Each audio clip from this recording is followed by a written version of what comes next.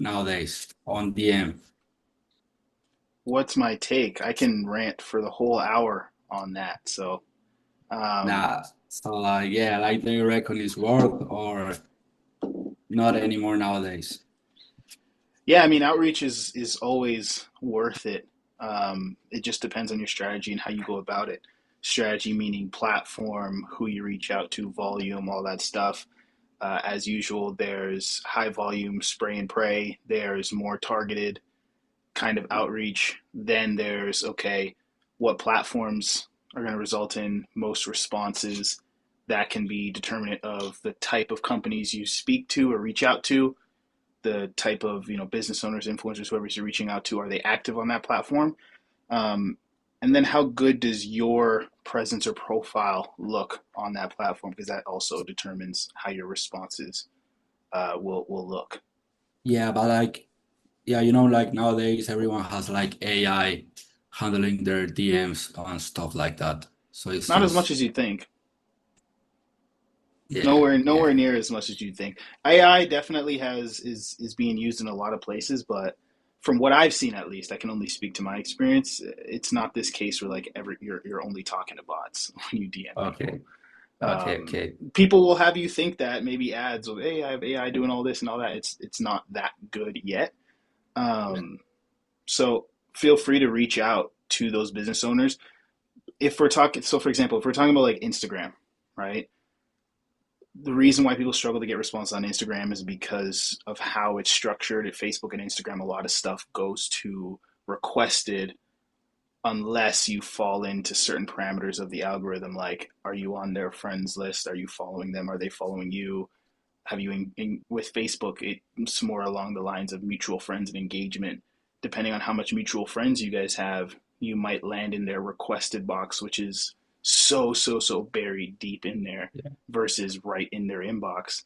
So your strategy, that's what I said, it determines a that's lot. So true. if I was reaching out on Facebook, I would go to their friends list and try to get as many mutual friends as possible, because I've also seen a lot of business owners say, hey, if you don't have a certain amount of mutual friends, I'm not going to respond to your message or add you back, because if I know I've got a lot of people on my friends list in the industry, if you don't have a lot of mutual friends Yeah, and you're not connected true, in the industry, therefore I won't speak to you. You true. know what I mean?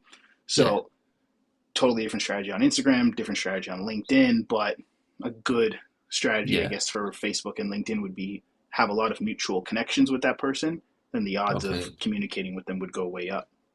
perfect. Thanks, mate. Awesome. Reza, did you have a question, man? Hi, hi, Ty, what's up? What's up? What's up? I'm good. Do you remember like we have talked like before in the past, right? Yeah, of course, lots of times. I mean, I got into a role, right? I mean, not a role like in-person sales, right? Medical tourism, if you Yes. remember. I And it remember was you, I think some you form of DM'd me saying you walked away from it. I didn't get a chance to respond yet, but I think you said yeah, that yeah, yeah. you left the So role. they kind of said like they don't want the intern, but they appreciated like my enthusiasm because they don't hire interns. Not only they don't hire interns, they didn't hire anybody without experience, right? I was the Hmm. only person that was like fresh there, in the entire company. So I did gain a lot of experience. It was great. But from now on, I think I will focus on RepSelect. The reason that I got into that role was to build a certain level of discipline, and like I never handled that much like real work in like a short period of time, you know. Hmm. And I talked to real prospects, like from the US, from Canada, that wanted to do hair transplant and things like that. It was a very good experience. How should I like plan like moving forward? I want to focus on RepSelect, your platform. Currently, I don't have a I mean, I just saw it, but I haven't really like subscribed and built my profile. How should I approach it right now?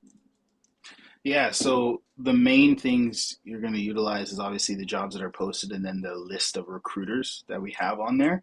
Mm, Um, you need to have a good set of assets in front of you to make the most of it and get the most interviews, the number one asset being your intro video. A good, great intro video will be the number one determining factor of how many interviews you land. More determinant than your resume and everything else. Solid intro video, lots of interviews. It's really that simple. So that's something I would want to really work on perfecting first and foremost. You can send me those, you can post them in the community. We can take a look at them. Others can drop their feedback, but making sure that that intro video is set up properly, that's going to be the number one thing. A good kind of supporting asset would be recordings of role plays and those kinds of things, right? Not huge, not a must, but it does help a little bit, especially if you like the less experience you have, the more role plays will help, because at the end of the day, landing a role is about proving to business owners that you can sell. So if you have no experience, they are going to look at you and say, okay, how do I know you can sell? Well, if you have role plays and recordings and examples of how you sell, your sales ideology, your sales style, and if they like what they see, then it's like, okay, cool. I would like him to perform in that way on these calls. I'll give him an interview, right? So those are two things I would set up first. And then once those are set up, I would then go and apply to all of the recruiters in the pipeline just to get on their list, reach out to them, apply to their stuff, reach out to them directly and actually tell them which roles in their list that you want to be a part of. Don't like a lot with these recruiters, you got to understand there's hundreds, if not thousands of people joining their pipelines on a monthly basis. Yeah. And what most people are doing when they reach out to them is they're saying, hey, sorry, recruiter, I'm a closer, I'm an appointment setter, place me, right? That's an easy way to get ignored. You've probably heard me say this tons of times, but actually go through their list, look at the jobs they have, and make a case for why you're a good fit for any specific role. They might be hiring for, XYZ offer. Look at your own experience, look at your background, look at your history, and say, hey, because of this experience, because of this history, because of whatever, because of my passion or desire for this is why I think I'm a good fit for these specific roles that you're interviewing for right now. That way they don't have to do that work. That way you take a little bit off their plate and they can say, okay, cool, those are good reasons, let me interview you. Most of them will ask you to do that anyway. But that would be step one, and then I would just start applying to the other roles. The funny thing is, when I applied to the role, because normally they have a filtering, right? If they see the resume, you don't have like X amount of years of experience, or you have not worked at this place, they just don't accept you, right? Yeah, some of them But will. the recruiter, some of them will, but the recruiter there told me like you were commenting on my post, you were DMing me, you sent me a voice message, and you just talk. I just continued to send their message, and it's like I had to reply. Yeah. I had to reply. Yeah. And that's what I've said before. Yeah, you want to engage, and build a relationship with the recruiters, right? The more, like, again, if you're engaging with their content, if you follow up after you've submitted, like, no matter what job it is, whether it's reaching out to a recruiter or a job application, you want to treat that like you would treat a lead if you were a closer in their business. Because when they see that, hey, this person is willing to follow up, this person gets resourceful with reaching out, I want them to perform that way in my company, so I'm going to give them a shot. When I was a sales manager, I interviewed people I was never planning to interview simply because they just kept following up and engaging, and they stuck around. Yeah. Cool. Thank That you. would be the first thing I would do, Reza. Go ahead and make that intro video, drop that in the community, and let's see how you look there. Yeah, I will be on the Wednesday call too, so Cool. can go through See it you there. Wednesday. Matt, See you. what's up, man? Hi, I just joined. I just wanted to have a couple of questions. So with the employment sort of the experience verification, what assets do you require? I've put them in, I think it was yesterday or the day before, and it says they're in process. What sort of things are required to verify your experience? Yeah, that's manually reviewed. So someone on my team, he scrolls through those every day, every couple days, and he checks them all out and approves them. So don't think it's like denied just because it's been a day. I will say as well, it's not required for you to start applying to have that approved, so you don't need to worry too much there. But we're not too picky on it. We just want to see any type of document that proves that you did work at that company, contracts, commission checks, tracking sheets, those kinds of things. Cool. Okay. Do you think you could have a look at my intro video or my profile? Yeah, go ahead, drop it. So I just share a link. I can't. Oh yeah, I remember I don't share it with the URL. I go copy link. Yeah, if you have the link, you can drop it in the chat and we can just pull it up. Yeah. Okay. I think that's it. All right, let me pull this up real quick. Thank you. And you've got your intro video attached there? Yeah, you do. Okay, perfect. Yeah, and I've uploaded it. Just let me know, guys, when you can see the screen. All right, cool. So we got a good headshot photo there. Awesome. Got everything filled out. We'll take a look at the intro video last. Got a little profile summary, some stuff in the portfolio, call recordings, solid. Sometimes people put these in there and they don't actually, they make them restricted, so it looks like yours are accessible. That's good. Employment history. Always what I say with employment history, you want to make sure it's full of stats, accolades, achievements. That's what business owners really care about, which it looks like you have there. Cash collected, close rate, show rate. Awesome. Looks like you've got that repeated for everything here. Solid. Let's take a look at the intro video. Let me just move this out the way. What would it mean for you if your next closer cash collected $500,000 in 6 months, closed at 30.5% with a 68% show rate, and turned every attended call into $1,771? My name's Matt, and that's exactly what I did at my last offer at Blue Ocean Ecom. My background's different to most closers. I have a first-class master's degree in mechanical engineering and then 4 years in corporate B2B sales, generating £3.74 million selling industrial remote controls, condition monitoring equipment, as well as laser shaft alignment devices. I've invested $8,000 into my own development in the form of high-ticket sales, mentorship, and one-to-one training. I'm a huge believer in investing in education and skills, and my congruence and conviction is felt on every call when I expect the same from my prospects. I don't sell people. I ask questions that have prospects selling themselves, so by the close, the decision feels like their own idea. I never accept surface level answers. I always cut to the real problem, the one that made them book in the call.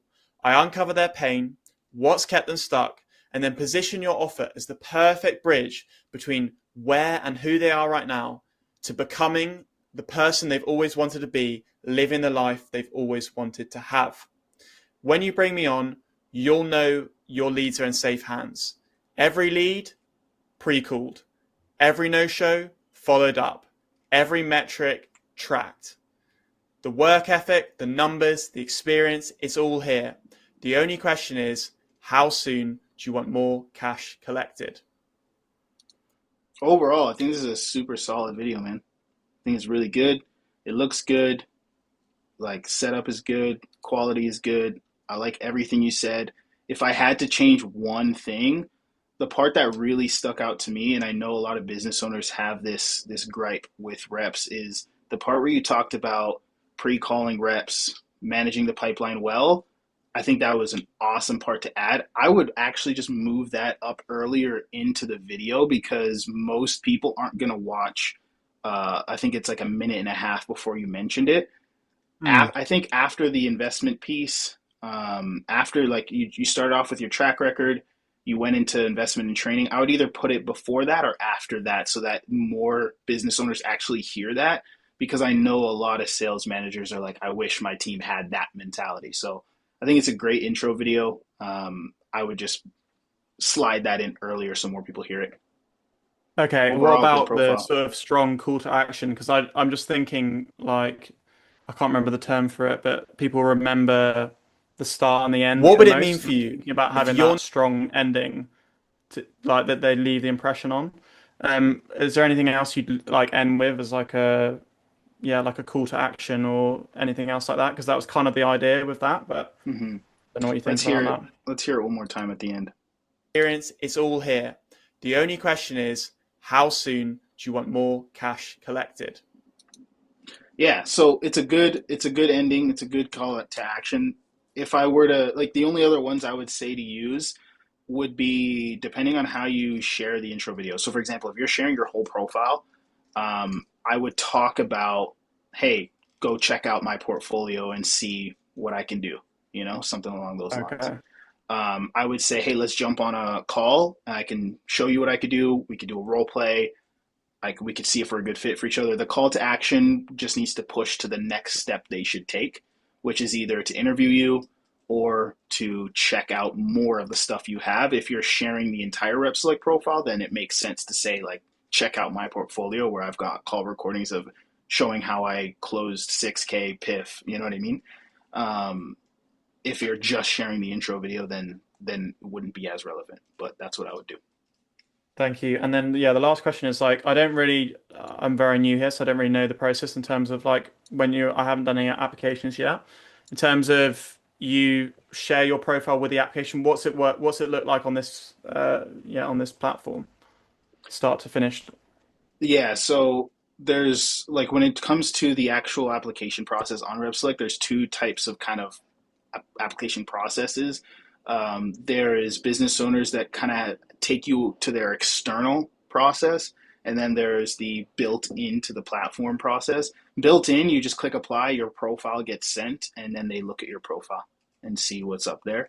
I'm probably going to add a piece where they can add questions and you can kind of write a little note about their company. But right now, you just click apply, your whole profile gets submitted. They like it, they can chat with you right then and there. They can email you, they can give you a call and contact you for the role.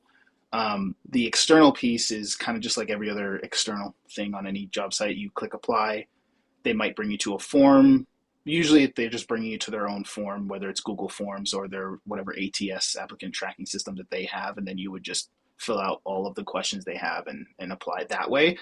With those external ones, I do suggest obviously taking your profile, since that is kind of like your online resume, taking that as a link and then sharing that somewhere in the form. But yeah, that would be the two processes that are available there. And then with What the recruiters, percentage? they're all their own ATSs. All what? Sorry, ATSs. What do you mean by that? Yeah, applicant tracking system. It's pretty much Oh, okay, just yeah. a software to track applicants. All of the recruiters, for the most part, pretty much have a lot of their own kind of things. So that's when you'd want to definitely share the profile while you're filling out their forms. Great, thank you. And what percentage are native that you just click apply, and what percentage are external on the site? It's close to about 50-50. It varies week to week depending on how many business owners are, because they get to choose for the most part. So it usually around 50-50. Cool, thank you, very helpful. Cheers. Awesome. Michelle, what's up? Hey guys, how are you? Yeah, I just have a question because I have a couple of interviews coming up these Hmm. days. One of them is on Thursday. It's from Nomadic, so it's a fitness Nice. offer. I think it's closing over the phone, something like Hmm. that. I think it's over the phone, and I'm pretty sure it's not for SDR. I think it's not committed coaches. I just wanted to ask you for like your take on phone closing positions because I've never been on one. Is it, you said it's phone closing for fitness? Is it like a lower ticket fitness offer, or do you know any more about the offer? I don't know any more details. No, no. I think it's not low ticket for sure. It's high ticket. It's fitness and it's over the Hmm. phone, closing or over the phone. Are they, when you say over the phone, is it booked in appointments that you call them, or is it they have a list of buyers that you call to upsell? I think it's an upsell. Yeah, Okay. yeah. Least of that. Yeah, typically with those kinds of offers, you have a little bit of freedom as to how you go about it. Obviously, every company has their process. So, no matter what I say, the best thing with any offer to do is go in, see what the top performers are doing, and do that, right? Um, but what I will say from what I've seen when it comes to phone closing, if you like booking your own appointments, you can kind of make those two call closes by giving them a call, having your own triage, and setting them for yourself, which a portion of your conversations will end up that way anyways. But then another portion will be jumping on and having that conversation fully to the end of the call, and like determining on what happens based on the context of the lead.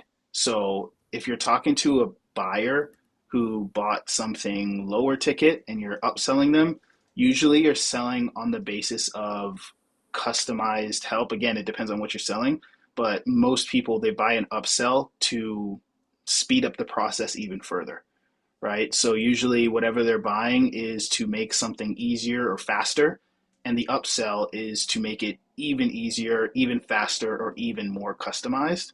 So that's what you want to lean on in that conversation, because then the question just becomes, well, why not just use the thing I just bought low ticket and see what happens? So that conversation usually is geared towards that person's urgency, desire, or need for tailored support, right? So yeah, again, there's a lot of factors there. I can only really give you vague kind of answers until I know more. But I would see, again, just what the top performers are doing, what results they're getting, volume they're doing, and see if that's something you're in alignment with, and then duplicate as much of that as possible. Okay, thank you. That was very helpful. No problem. Is it Eamon? Is that how I pronounce it? Yeah, I think that's pretty much how you pronounce it. So it's a 3-part question, right? Just a little context about me, right? For me, I'm currently working as a sales ops manager, right? Mm-hmm. I've been working in the field for the past 4 years, and I've worked with a lot of great influencers. I've worked with Ty Lopez, Grant Cardone. After that, I kind of moved into vertical growth, which is why I moved into sales ops, where I built the entire pipeline, the hiring pipeline, their entire infrastructure, right? And with how it is right now, I really like the role, but it's very niche. It's like a micro niche upon a niche, and it's B2C. So I'm kind of afraid that long term, I might get boxed into this specific specialty, and I kind of want to get out of it. So the first question is there any viability to actual part-time roles as an SDR, where, I'm working maybe 4 or 5 hours, especially in RepSelect? Are those kinds of options actually available? Right? Because I'm pretty new to it. I recently came across it. I haven't fully finished my profile either. I've added some information here and there, but that's about it. Mm-hmm. Other than that, the second question is, I'm actually based in Dubai, right? And a lot of the roles that I see, they are all based in North America, South America. And I've been working EST for the past 5 years, Mm-hmm. It's never an issue for me. But that's the second thing, right? But yeah, third thing is I've been actually building my own video resume. I've been different to what Matt did. I've been building around Miro, showing what I've done, what I've built, all the automations on Zapier, N8N, all the application, internal apps, dashboards that I've built on Lovable, RepSelect, or like Replit, or other applications as well, right? Mm-hmm. So what's like the soft spot where, it's not too long, but it's not too short either, right? For the intro video? Yeah. Intro video, you want it to be around a minute and 20 seconds, realistically. It's not the worst thing if it goes over a bit, if it's a general one. But if I were to pick a specific time, most business owners want to see it at about a minute and 20. So I would just try to keep it within that. Some offers will ask for one. Always remember, if an application asks for an intro video and they say, these are the questions I want you to answer, this is how the length I want it to be, always follow those instructions to the T. So if you got to make another one, if you really want to land the offer, I'd go ahead and do that. I wouldn't just send my general one. I remember I had a buddy of mine who's a sales manager for multiple offers, and he's not picked people because he asked for a 120-second intro video and they sent a 125-second intro video, and he said, nope, not picking them. Right?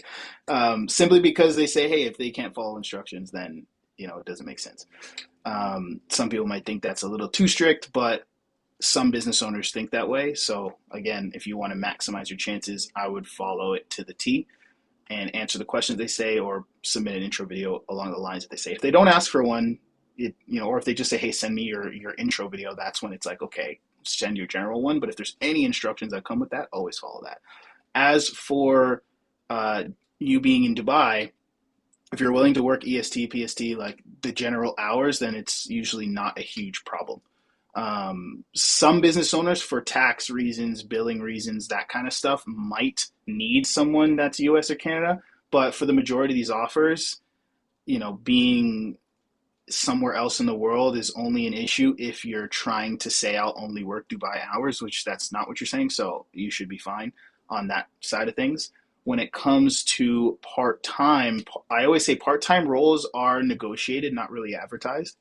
When it comes to part-time in this industry, I mean, it's just not an hourly type industry where it's like these roles are 40 hours a week, these roles are 50, these roles are 4 hours a day. You know what I mean? It's more along the lines of what is the nature of your position, what is the lead flow, and what type of hours does it require for you to hit KPI, and then you kind of work that. So smaller companies with less leads, and it's a lot easier as a closer to work part-time because, for example, a part-time closer role I worked, he was just running YouTube ads, and the YouTube ads booked like 2-3 calls a day, and those calls just went on my calendar and I took them, and then that was it. I did other stuff on the side, and that was just the nature of the business. He just was only booking that many calls. Cool. It was part-time. It was never advertised as part-time. We never discussed it as part-time. It just was by nature of how many calls were being booked. The difference with like a setting role or SDR role, it's kind of like the business is just generating a bunch of leads, and some setters dial 8 hours a day, some setters dial 4 or 5 hours a day. Most business owners don't care as long as you hit KPI. You know what I mean? I've seen setters dial 3-4 hours a day, and the KPI is 3 appointments. They book their 3-4 and they just do whatever they want for the rest of the day. Some setters struggle to make their 3-4. They need the full day, so they take the full day. Some people hit their 3-4 halfway into the day, but they want to double up and make more commission, so they book 6-7 a day. You know what I mean? So again, it's not really like, is this a part-time role? It's kind of, you have that conversation with the business. If you need it to be part-time, you have that conversation with the business owner. Closer roles are easier to work part-time because the whole notion of the setter role is speed to lead. So at the end of the day, I'm sure you running ops, you understand this. When leads come in, most businesses want that lead dialed within the first 5 minutes. Kind of hard to do that if you're like, I'm only available for these hours, right? Whereas a closer role, you can, like, I've had closer roles as a sales manager where we had 3-4 full-time closers, but those closers worked 10 to 6 or 7 or 9 to 5, and we just had one part-time guy that took everything from like 5 to 8 p.m. And because we wanted people that were available in the evenings. Most people don't want to work morning all the way to evening, so we just plugged one person in that did evenings only. Like, you can make that deal with a company, right? As a closer, as a setter, you could do the same thing if they've got setters that are dialing all day and you're like, hey, I'll be the one who just dials the leads in the evening. But in those cases, you're probably not going to be the one to, like, you're probably not getting your own fresh leads to dial. You're probably just dialing like the old leads and stuff like that. So it really just depends on what you're looking for in the negotiation you make with the business owner. But it's definitely possible to do part-time 4 hours a day while you're working your thing, if it makes sense for you and the business owner. Okay, yeah, that makes sense. Because even in hiring perspective, like even when we were also looking towards getting part-timers, it just never worked out, which is why I had that question in mind. Because is there an industry feasibility on this, right? Yeah. And regarding what you mentioned regarding the billing, the taxation side of things, because I'd applied for Alex Hormozzi's SDR role, and I made it to like round 2 on his stage. But just because I didn't fully disclose that I'm not from America, I don't live in Canada either, which is why I got rejected for taxation purposes. But is there any way around it? Yeah, I mean, if you're looking for SDR, like SDR positions are kind of appointment setters on the corporate side. So you're going to run into that a lot more if you're looking for like account executive SDR. The benefits of the corporate side is it's more salaried versus commission only. There is base pay with like appointment setters and stuff, but you're more like, again, everything's just kind of more official, benefits, salary, all that stuff on the SDR and account executive side. So you will run into that issue a lot more than if you're just looking for kind of like an appointment setter role with, kind of like the Tony Robbins, Grant Cardone, high ticket, coaching, consulting, info product type of offers. I know with Alex Ramosi, they do kind of more hybrid, kind of fly you out to come stay in their city. I know they have like a lot of in-office stuff as well as remote. So yeah, if you're looking for specifically like sales development rep, that title you'll just land a lot more corporate stuff that are a lot more strict when it comes to location. In my specific case, right, I've been an SDR. I've collected close to, I don't know, 700 to 1 million over the last 2 years, I guess. Obviously, much lesser over the past 6 to 8 months because I moved into operations. So would it be more feasible for me to move towards an AE or a closer role moving forward, or just stick to the SDR because I'm very comfortable, I'm really good at what I do? Yeah, with your track record, I mean, you could just stick to the SDR role if that's what you enjoy doing and you get good results doing it and that's what you want to do. Um, I think the bigger the company, the more you're going to run into the location issue. So it all comes down to what type of company you're looking to work with. Okay. Okay. And in terms of like how your subscription works, right? Because again, like I said, I'm pretty new to this. So when I pay for the subscription, like what do I get from the hiring side? Because you mentioned that there's an agent that helps you. You have recruiters as well. So how does that work? Yeah, so on RepSelect, pretty much we do a lot of vetting and filtering of the jobs in the industry. So for like there's SDR roles, it's not the primary types of roles we post. We post account executive and SDR stuff. That's about 30% of the offers on there. The main focus is the closer and appointment setter roles simply because there's a lot of mess and fake job posts and those kinds of things in that niche, so it's really hard to kind of vet and filter. So that's kind of what RepSelect was built around. LinkedIn, Indeed, like you'll find it, the typical corporate SDR AE kind of stuff pretty easily. But when it comes to the other side of info product and those type of startup kind of businesses, it's really hard to filter. So that's what we built it around, was filtering, searching for, and also bringing in companies that are hiring for those types of positions. But we have, anywhere from 5 to 8 or so new opportunities posted there every single day. We also have a list of the top recruiting companies for those types of offers in the industry, about 30 of them almost, I think, right now that are posted there. So for someone with experience like yourself, going on there, applying to all of the recruiters, within the first week, you should get a bunch of interviews from the recruiters, at least like fit check interviews, not necessarily with companies, but they'll usually interview you to see your general background, and then they'll look at their pipeline and say, okay, I think Eamon's a good fit for this company or that company, and then they might place you in an offer. That's a quick way, if you've got some good experience especially, to get placed really quickly. And then we've got some cool tools on there, AI profile reviews, a bunch of training for interviews, passing interviews, landing interviews, and just job management stuff, the rep network where you can jump on and do role plays with a bunch of other people. Yeah, that's pretty much what the platform's all about. Okay, man. Cool. Thank you. No problem. David, what's up? Hello, Ty. Hey. Hello, So, hello. can you hear me? Yep. Can you hear me? Yep, I can hear All you. right. So, I just really have about just two questions. The first one relates to what you mentioned earlier in the call, where you said that role play helps beginners more. So I just wanted to ask if you had any accommodation in your community for consistent role play, because I'm a complete beginner. Like I don't have any experience on any offer or a job or anything like that. So that's the first question I want to ask.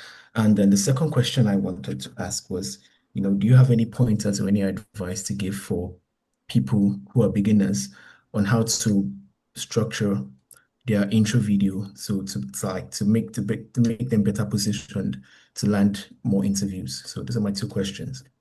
Thank you. Yeah, we've got, when it comes to the intro videos, let me see if I can find it. We have in the school community, we have a how to create an intro video that'll walk you through, and then I have a section where I say like, this is what to talk about if you have experience, this is what to talk about if you don't have experience. I just drop that in the chat. It's free like little course with some interview training and stuff like that you can look at. Okay. But yeah, watch that one 18-minute video on creating an intro video. Watch that first. If you have any other questions after watching that, feel free to post in the community.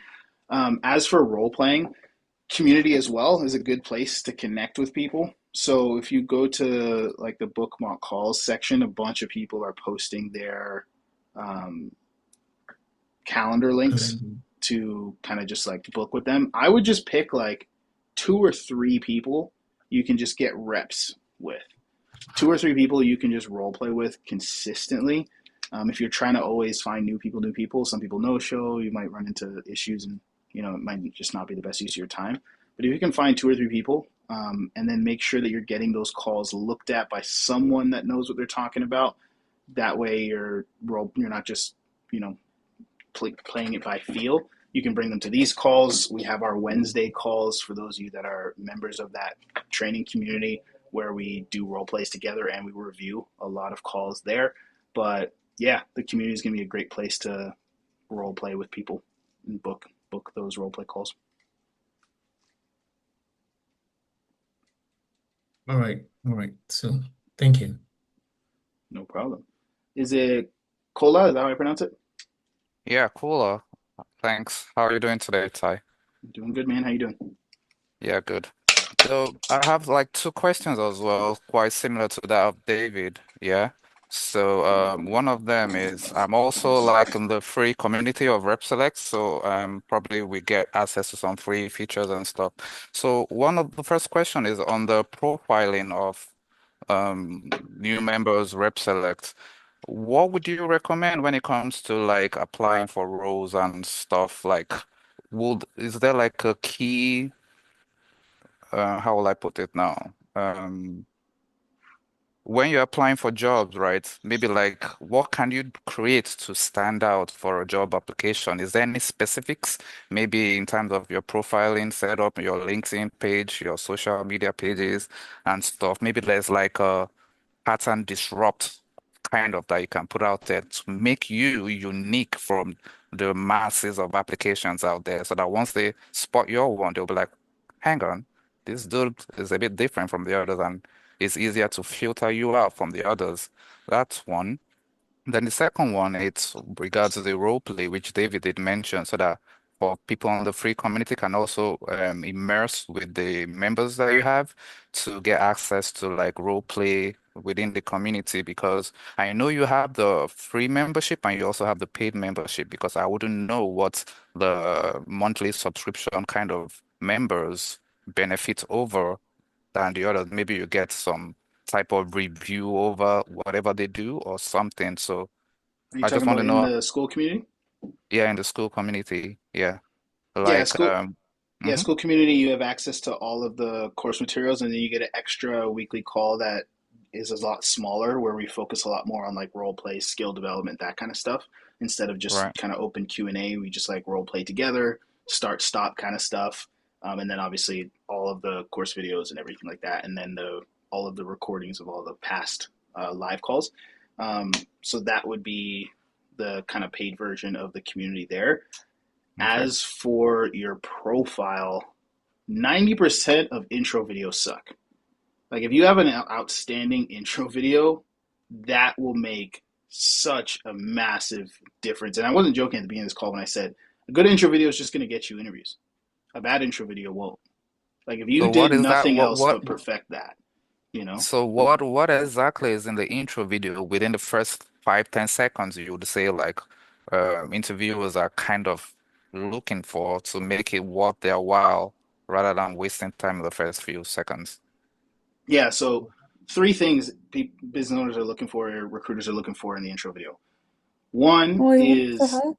the look, Mhm. 2 is your communication skills, and 3 would be your track record, right? Well, Um, in that order, the look, meaning if you don't have a good setup that you're taking your calls from, like they want to see if I were to put you in front of prospects, how would you look, right?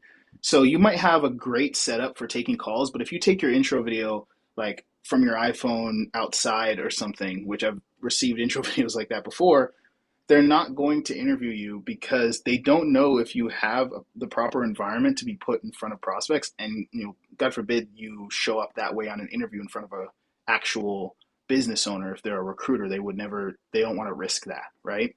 So what they want to see is if you're someone who is a professional or takes this seriously as your career, you have a dedicated space of some kind to conduct these conversations, to have calls. It doesn't have to be like a fancy looking office, but a room, a space, a blank wall, just a dedicated space of some kind that you take calls from, where your intro video should not be portrait, it should be landscape.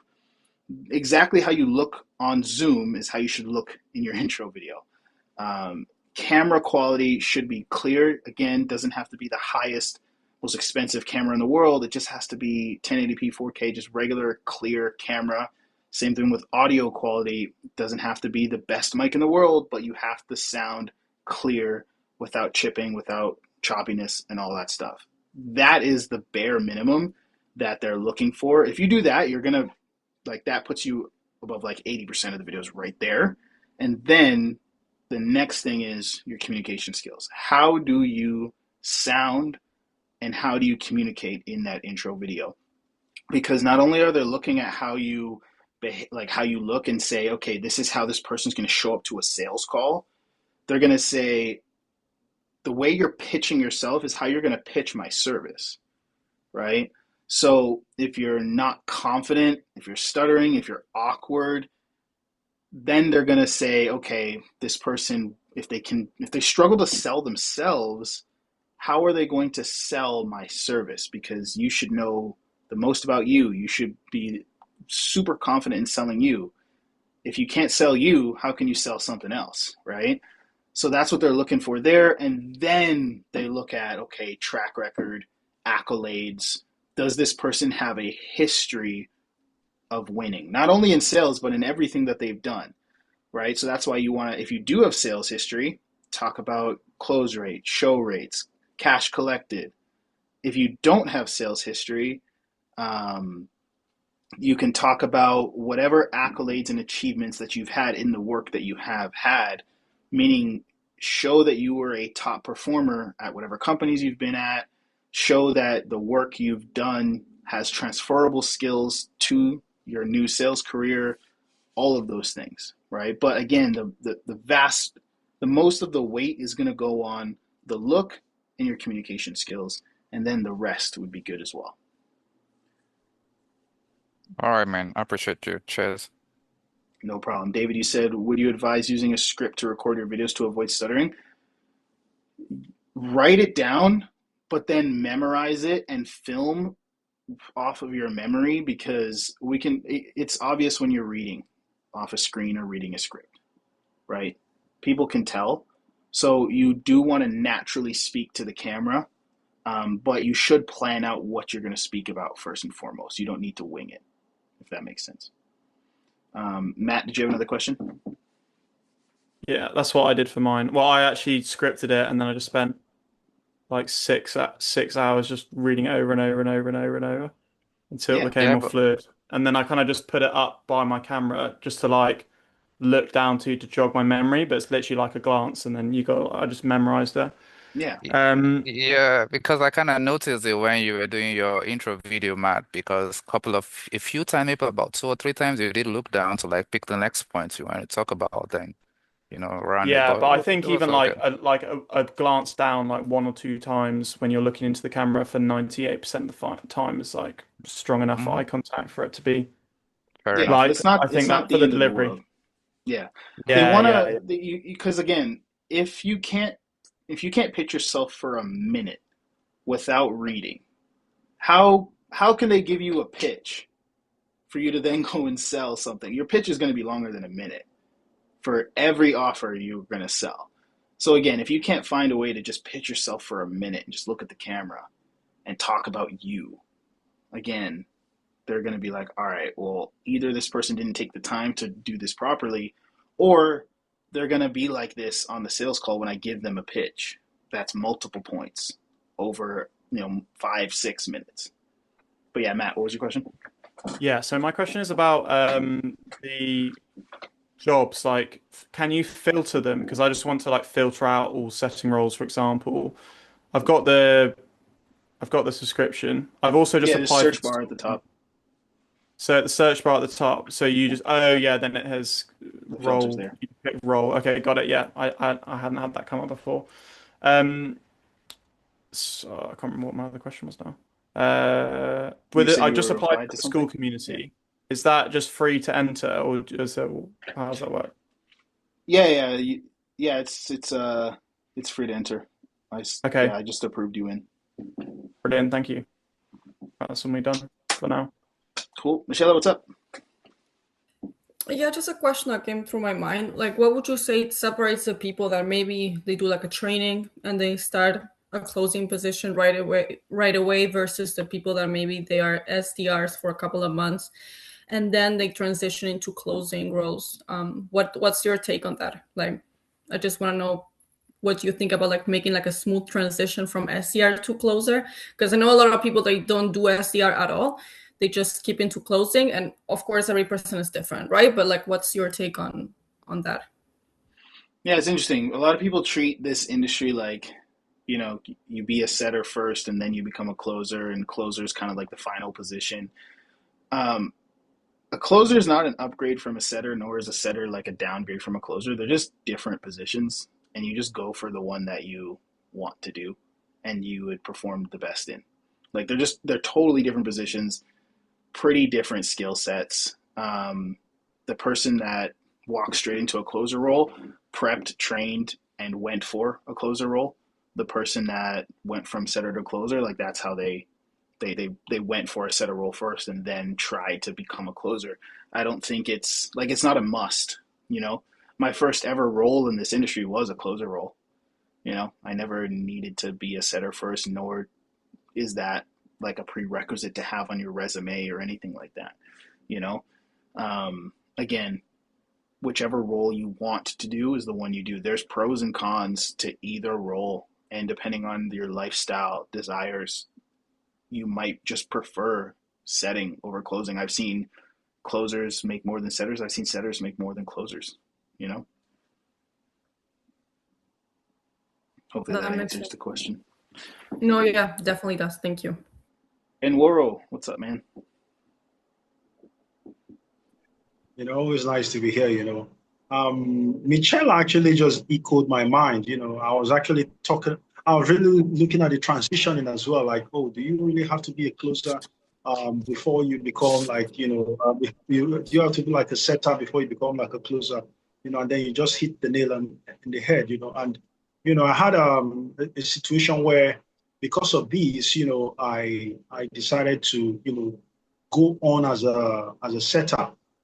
Perhaps maybe because of my background in copywriting, in marketing. So I wanted to kind of like have a full vision of the pipeline in terms of, getting the leads and then, kind of closing and stuff like that. So but when they gave me the option, I was thinking, oh, let me just start with the setter. Let me start with the setter. But like I mentioned in the last video, I'm more comfortable convincing people and stuff like that. But I mean, I've already taken the position of starting with the setter, which for me, I think will just allow me to get more information. The other question I wanted to ask, was, you talked about the different roles in the community in terms of the free and then the paid. Would you mind giving us a little more light on that? Because when I checked, I talked about having problems with VPN. From here in Lagos, Nigeria, you have to always use VPN to access. But I saw you had for the RepSelect, I think it's about $18, which is very cool, very nice. And then I got access to the school community. So I want to know if the school community is free. And then I think I saw something like $67, package for that as well. And then you have a lifetime version for about 3K, which for me, I mean, for your offers compared to what I've checked out online, I've seen other guys, from YouTube and stuff like that. I think your deal is a very good one. But I would like to just know like a little, what can I get if I say, okay, let me upgrade to like the $67 dollar package, per month. Is there like a situation where you train me to the point where you connect me directly to maybe like companies? Because that's what I see with some guys. I can't remember their names precisely, but that's kind of like the assurance they tend to give you. Oh, we'll train you, and then because of we don't want people who cannot perform, to work with companies that want us to give them people, which for me makes a lot of sense, because you don't want to just putting people out there without getting to understand, that they can do the job and stuff like that. So I don't know if my question is too broad. Yeah, I'll just But I break think down that's everything that we got. So pretty much we've got RepSelect, which is the software platform, pretty separate from the training side of things. I already broke down the software, but job platform, that's the $17.99 subscription for that software. As for the sales training in the school community, we have kind of the group stuff with the course and all of that for the 67 subscription. Access to the additional weekly call, access to all of the training, like 100 plus hours of content there. And then the 3K one that you saw on the RepSelect website, that's the one-on-one for 3 months with myself. So usually I'll do 1 hour a week of one-on-one to work on, depending on what you need to work on. Some people are already on an offer looking to increase their commissions. Some people are looking to just kind of get really tailored support to get their first offer. Some people are looking for different stuff, trying to transition to sales management, whatever it is they need. We kind of chat about that, and for 3 months, we just go at it. So that's more one-on-one, and just as a part of that, I just give lifetime access to the whole community and course and all that stuff. Those are all of the offers we have. As for like introductions to business owners and stuff, I've never been a fan of ever guaranteeing or having people pay for like guaranteed interviews or job opportunities or stuff like that, simply because it's so dependent on your skill set. Like RepSelect is more of a sourcing and vetting service. We provide recruiters, we provide job opportunities, but I've just never, on the ethics side of things, I've never been a fan of being like, hey, if you give me money, I'll introduce you to this business owner, because again, that's a referral that if I don't think you're at like, again, I would have to be risking my, like if I'm introducing you to a business owner, I'm saying, hey, this person is awesome, you should hire them. It's not really ethical to do that just because that person paid. I don't actually think they're awesome. They just paid me, so therefore I'm making this referral. You know what I mean? And again, let's say 1,000 people bought that, I wouldn't actually I wouldn't be able to do that. You just can't make that many referrals. So it's just, in my opinion, not really ethical to pay for a connection in that way. But I'm happy to train people so that they have the ability. It's like kind of teach them how to fish rather than giving them a fish. I'll train someone how to find as many roles as they need, how to vet, how to source, or they can use RepSelect and have us do the vetting and sourcing for them. Does that make sense? That's pretty much all the stuff we offer, but I don't really plug in like any kind of direct invite, because paying for that would be really difficult to fulfill on ethically. Yeah, I mean, it does. One more question. I would like to, what would be your advice, kind of what I just mentioned regarding transitioning, because, I have, having like, entering into something, and I'm like, I still have this thing about me, like, I want to really do the closing, but, a part of me is like, oh, why don't you just, do setting and stuff like that? If I decide to say, okay, I want to go directly into closing, which is something that I feel I'm confident in, what are the things that, if you have to like advise, what are the core things one probably needs to focus on? Whether you're a beginner or an expert, as I'm coming from a veteran point of view, what are like the top 3 things that you say, okay, you need to put up as your mental game, like, this kind of, you run this mental game through your head, and then you're able to, deliver what experts they kind of do. So I don't know, what Yeah. would be your take on that? Yeah, if I'm closing, like if I was going to go find a closing offer today, the main thing on my mind is is this company delivering an awesome product or service that gets great results? Because so much of the conversation, so much of objection handling, so much of closing, pitching comes down to helping that person overcome fear, anxiety, or just whatever they need to overcome to take the best next step forward to solve that problem. And if that best next, like that, if I don't genuinely believe the best next step is to buy this thing that I'm selling, then I just won't sell it. Um, so like I've never stayed at an offer that I didn't believe in, because you can't really sell that ethically. You got to be able to sleep at night at the end of the day. So I would look for an offer that's selling something really good. And then once I found that kind of offer, that's when the whole conversation is,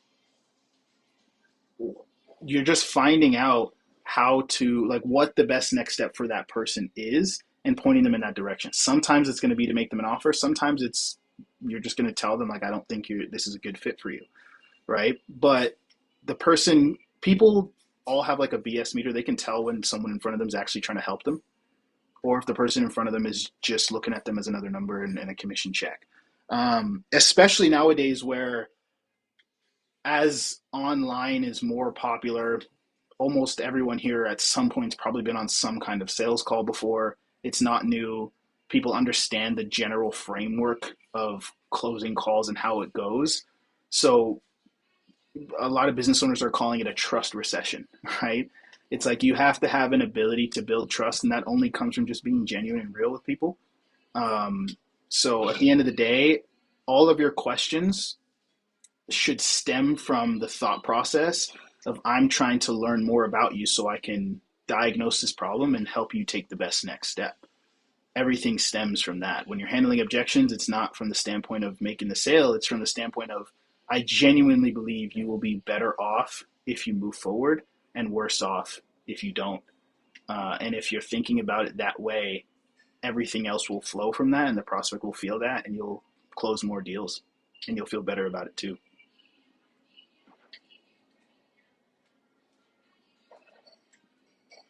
You're on mute if you're saying something. Oh! I didn't know I was on mute. So that's fine, really. Thanks so much. Appreciate it. No problem. Sam, what's up? Hi, nice meeting you. I'm new here.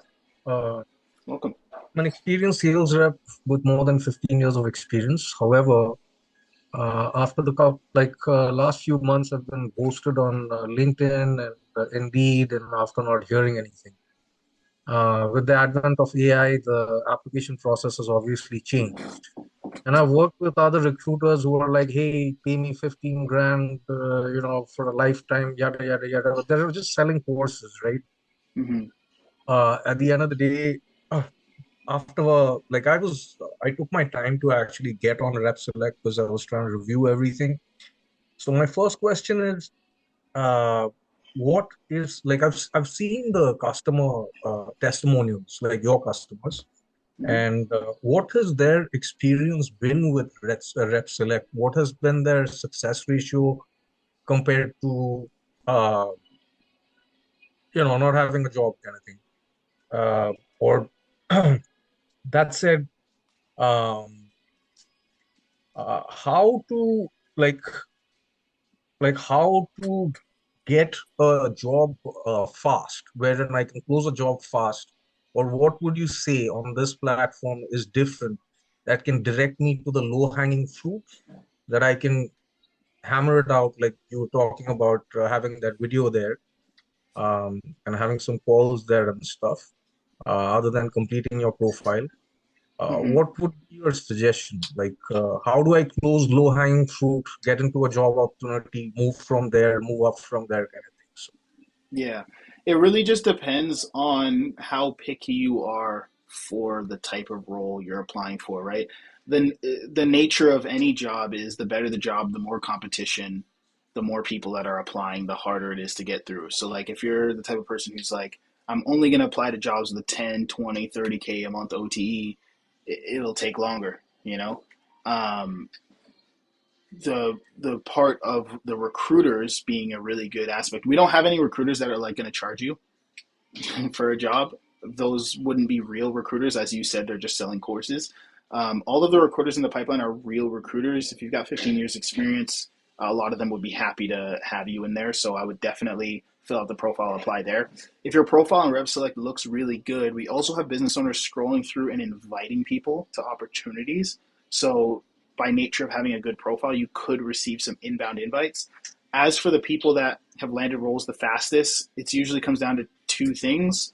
One, they either spray and pray. Like I've seen people, like they apply to like 300 jobs in like 2 days and get a bunch of interviews and land something that way. Again, how picky are you really depends. And then there's people that are a little bit more meticulous, but the ones that they do want to work with, they're not just jumping into the line of applicants. They're applying, and that's kind of why for a lot of them you'll see we have the social media, we have the email, because we want you to apply, but then reach out directly on LinkedIn, reach out directly via email, and I would reach out on every platform I could. And if they're a bigger company and they've got a phone number, even just cold call them and say, hey, I saw your job post. Would love to talk to who's responsible for the sales team. Most sales managers would love that because they would love a sales rep who had the confidence to do that, right? So if you want to land a role with a good company quickly, I would reach out directly and engage. If you were here earlier, you heard Reza talk about how he landed interviews with people that would have never interviewed him because he engaged with their content and followed up.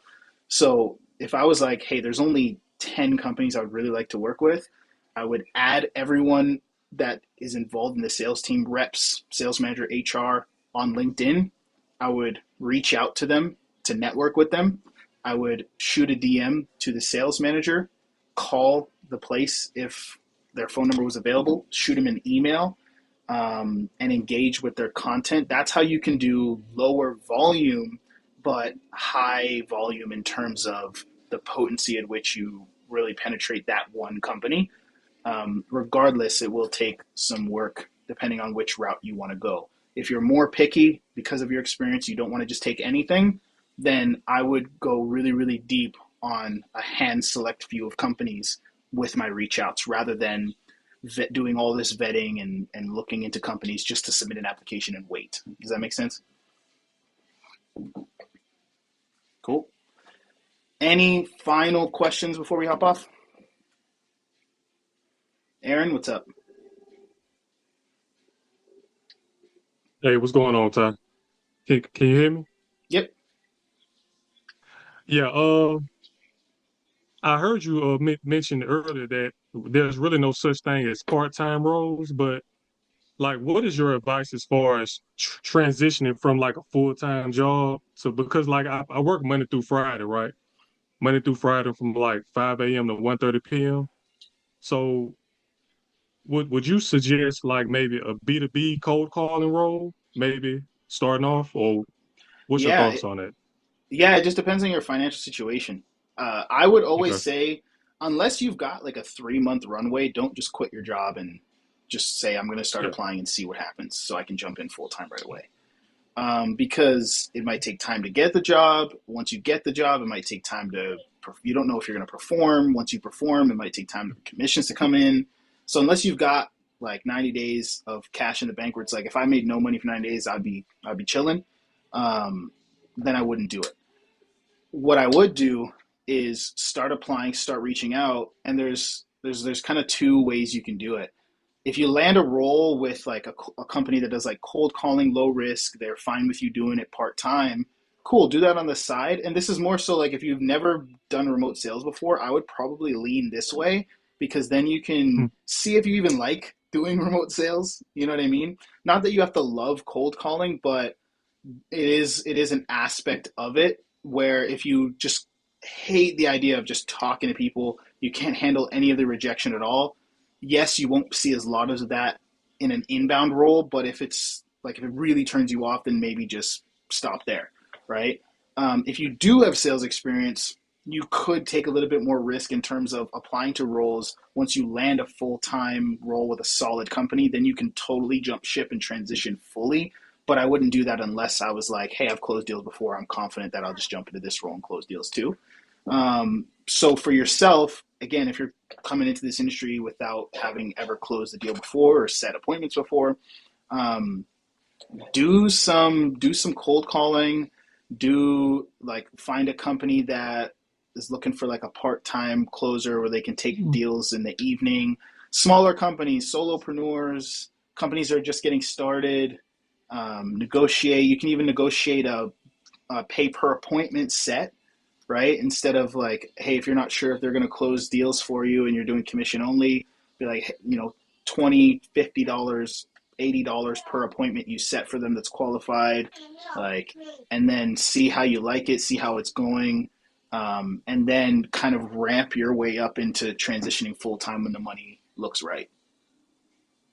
Okay. So what type of companies would be like would kind of fit that type of criteria? Would it be like marketing agencies and stuff like that, or It's maybe not about types of companies, it's about size, oh, right?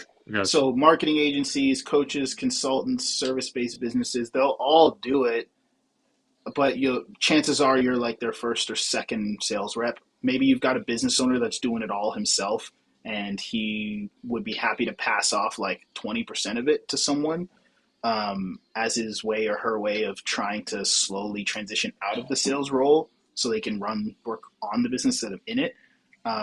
Very rarely will you find like a part-time role with a massive company where there's a bunch of reps that are crushing already, because again, like there's so much competition for good roles that why would they bring someone like that on if there's tons of reps that are happy to do full-time for them? You know what I mean? So that's probably where you'll start, is a solopreneur. Maybe they're doing 10, 20, 30K a month or more. And they're like, hey, if you can set me some appointments, I'll pay per appointment, or I'll pay on commission if you can set some appointments, DM setting from my Instagram audience, or calling these leads that I generated, anything like that. I appreciate that. No problem. Awesome. Well, we will end it there. Hopefully this was helpful for you guys. We'll be posting the recording of this as well. But I'll see you guys next week if you're jumping on. We also have calls for those of you that are involved in the training. We have calls on Wednesday where we'll be focusing more on skill development, role plays, call reviews, that kind of stuff. I will see you guys next time. Have a good one. Yeah, thank